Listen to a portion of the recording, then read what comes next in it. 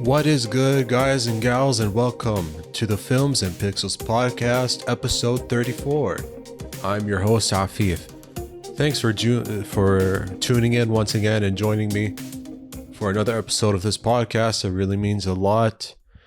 So, I don't have much to say, but, I got some pretty good topics like Sega acquiring Rovio, a crazy Achraf Hakimi story going viral, as well as reports of a Harry Potter HBO-Max series being rebooted, but as a TV show, and a new Drake and the Weeknd song, but it's not exactly what you think. So that's just pretty much it, just for this episode. But again, I'm gonna say in the beginning and I'll say in the end, if you haven't subscribed before, please, it means a lot. Like, commenting, sharing my videos, it's always good. It helps tremendously. So I really do appreciate it and all that. But I'm looking forward to these topics and, just getting down to business and not wasting much time. So yeah, from here on out, let's get going. All right, Sonic the Hedgehog and Angry Birds. They normally don't go in the same sentence, but now it seems like that's going to be a possibility because Rovio Entertainment were just acquired by Sega. Yeah, the same Sega creators of Sonic and Virtual Fighter, bunch of IPs, but everyone knows Sega only for Sonic and whatever. But they're acquiring the brand for 706 million euros, so that's around $775 million actually, yeah. And crazy. This is just more for these gaming companies just to be more in the mobile game market, because Sega, for most of the time, they've been known for console manufacturing and first party software, but since early mid 2000s, third party software for multiple consoles with their exclusive IP. So I think just go into the mobile gaming market. I think that's just part of the reason.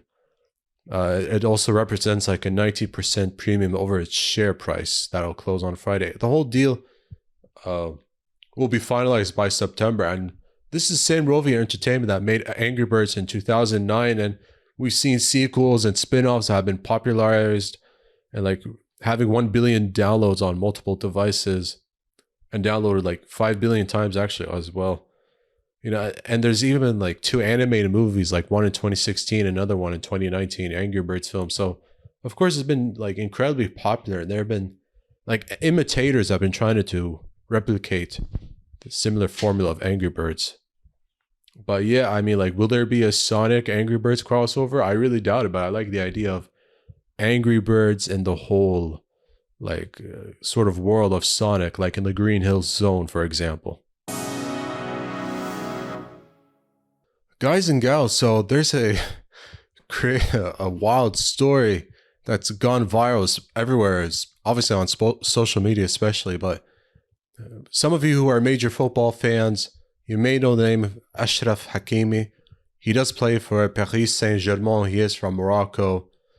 So, of course, all that is already known and so forth, but news has broke that his wife, Hiba Abouk, she filed for divorce, and then when she tried to claim his fortunes, it turns out that there's nothing in his name. She couldn't take his money, his assets, nothing. All of his money, all of his assets, real estate, whatever it may be, they're under his mother's name. Yeah, Achraf Hakimi transferred all of his assets, all of his financial details, everything that you can think of under his mom's name. And I think that was an attempt to protect himself, but also make sure that she's financially set for life and so forth. But this is actually crazy to think about it. Probably now a whole bunch of men will likely do the same thing and see it as genius. And that's not all. Now he can actually take her fortunes as well, which is even crazy. Now, why did she file divorce? I don't know. Could it be a cheating scandal or harassment scandals, whatever it may be? But what's even crazy is I was just looking online articles just a few minutes ago, on the subject. His mom had no idea that he transferred all of his money, his assets, under her name until this whole news broke. So this was totally new for her, a total surprise. She had no idea this whole time until now. So that's even a more crazy surprise plot twist of this whole situation. But I mean, damn, I mean, look, he loves his mom. I mean, nothing wrong with that. I love my mama. You know, we love our mama. So, you know, we have to do what we can, not just protect ourselves, but protect our mamas, because, you know, we love our mamas. I know I love my mama. So, you know, it's a good, it's a good idea for me to think about, you know, so it's a good idea. I love my mama. So, you know, of course I'm going to find ways to protect myself and protect my mama as well. All right, guys and gals, there's a recent announcement from Warner Brothers Discovery that like Harry Potter is gonna get a rebooted TV series on HBO Max.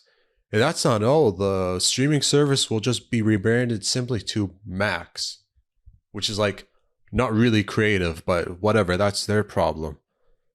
And I think this is gonna happen for next year when the whole TV show will finally be streaming episodes and whatever. And is it true that J.K. Rowling may be a producer or executive producer? I think that might be a reality, but like some people are not really comfortable with that, considering her transgender views and so forth. So, I mean, that's already a shaky start in itself. But I don't get why they keep doing this. Okay, they're rebranding DC Comics, rebranding Mad Max with a Furiosa movie. I think they're the ones in charge of the Mad Max IP, starring Anya Taylor-Joy, and then I could have sworn I saw something else. I don't think they're the ones that own the Lord of the Rings, but a sort of like a prequel did go to Amazon last year in the late summer season, while there was all the prequel hype as well regarding House of the Dragon. So that's another thing. But I mean, why they keep doing that other than just generating more interest, and it's a business. So of course it's all finances and somewhat and so forth. But I mean, is this really necessary? I mean, a Harry Potter reboot, yes, obviously different actors, and younger actors, but like the same characters as well. I mean, couldn't they look at other examples of popular IP and see how you can still have the same world, but introduce new characters and, you know, branch out fresh stories instead of doing the same thing? Because, like, if we see this rebooted Harry Potter show, we know what's happened. Like, there have been 7 books, but like 8 movies. The last film was like a 2-part movie that was filmed back to back 2010, 2011 releases. But I mean, like, still, is this really necessary? Just let me know, because in my opinion, I think that's just more unnecessary pressure. And they're going to get compared to like Daniel Radcliffe and Emma Watson and Rupert Grant. I think, I sort of forgot his name. And Alan Rickman, like, you know, really a great cast of actors throughout all of those movies that are iconic in those roles. So this is all just creating pressure for all the cast members involved. And this is just, like, especially for HBO, like, how are they going to succeed in this? You know, like, I don't know. I think they're just putting themselves in the trap, but it's their problem to figure out.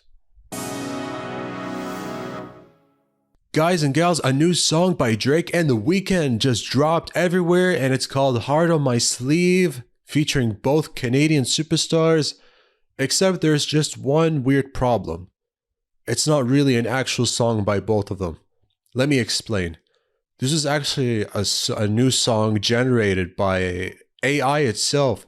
I'm not kidding. AI created a song called Heart on My Sleeve. Someone learned how to program AI and use the vocals and the voices of both Drake and The Weeknd and wrote a new song, learned how to do the melodies, everything. Like, if you hear Heart on My Sleeve, you'd be convinced like it's from both of them. But the problem is, it's not really an actual song that they both collaborated on. It's a generated AI song. It's from a TikTok user named Ghostwriter 977.